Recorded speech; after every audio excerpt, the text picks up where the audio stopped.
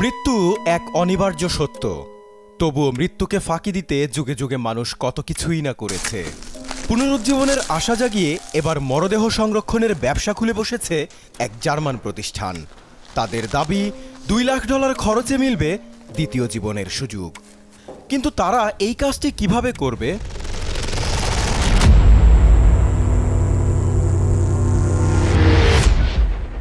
ইউরোপের প্রথম cryonics lab tomorrow bio তাদের বিশেষায়িত এক অ্যাম্বুলেন্স দাঁড়িয়ে বার্লিনের একটি সড়কের পাশে। উদ্দেশ্য একটা ফোন কলের, সাথে সাথেই ছুটবে লাশের খোঁজে। ল্যাবে আনার আগেই গাড়িতেই চলবে হিমায়িতকরণ আর ধোয়া মোছার কাজ।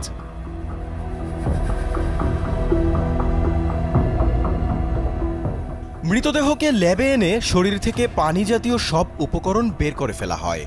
এতে পচনশীলতা দূর হয়। কোষগুলোকে অক্ষত রাখতে ধাপে ধাপে শরীরের তাপমাত্রা -196 ডিগ্রি সেলসিয়াসের নিচে নামিয়ে আনা হয়। এ সময় ক্রায়োপ্রোটেক্টিভ এজেন্ট, ডাইমিথাইল সালফোক্সাইড আর ইথাইলিন গ্লাইকোলের মতো কেমিক্যাল প্রয়োগ করা হয়। তাপমাত্রা হিমাঙ্কের নিচে নামলেও শরীরের ভেতর ও বাহিরে কোনো বরফ জমবে না।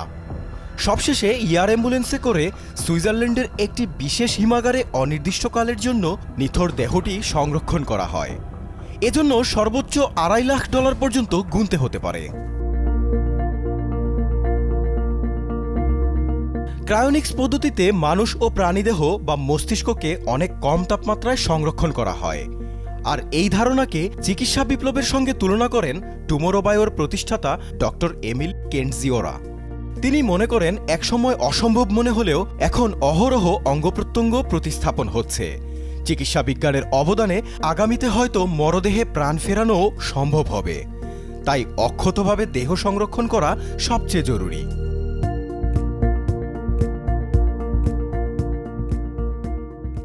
তবে গবেষক ও বিজ্ঞানীরা টুমোরো বায়োর এহেম কার্যকলাপের তীব্র সমালোচনা করেছেন। এটিকে তারা অসম্ভব ও বাস্তবতা বিবর্জিত বলছেন। কারণ কোনো মানুষকে ক্রায়োনিক্স থেকে সফলভাবে পুনরুজ্জীবিত করার নজির নেই। তাছাড়া মৃত্যুর সঙ্গে সঙ্গে দেহে পচন শুরু হয়, মস্তিষ্কের কোষগুলো দ্রুত নষ্ট হতে থাকে, স্মৃতি ও ব্যক্তিত্ব মুছে যায়। তাই অঙ্গপ্রত্যঙ্গ ট্রান্সপ্লান্ট করা গেলেও ভবিষ্যতে পুনরুজ্জীবনের সম্ভাবনা প্রায় অসম্ভব।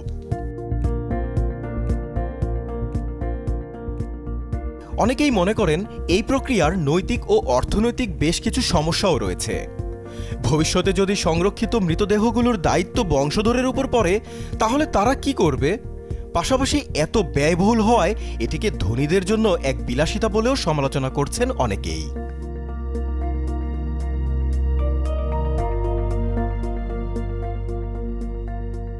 তবে সমালোচক ও বিজ্ঞানীদের সংশয়কে বুড়ো আঙুল দেখানো লোকের সংখ্যাও কিন্তু নেহাত কম নয়।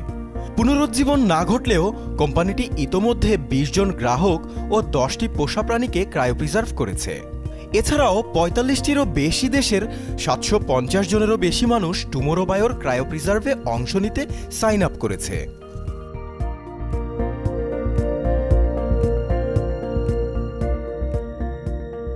ক্রায়োনিক্সের সমর্থকরা বিষয়টিকে ঝুঁকি হিসেবে দেখলেও সম্ভাব্য সুফলকে অগ্রাহ্য করতে কিন্তু একদমই ইচ্ছুক নন।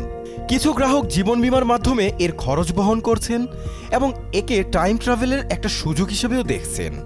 টুমোরো বায়োর ওয়েবসাইটে দেয়া তথ্য বলছে 2025 সালের মধ্যেই তারা নিউরাল স্ট্রাকচার সংরক্ষণ এবং 2028 সালের মধ্যে রিভার্স ক্রিওপ্রিজার্ভেশনের ক্ষমতা অর্জনের উচ্চাভিলাষী লক্ষ্য রয়েছে।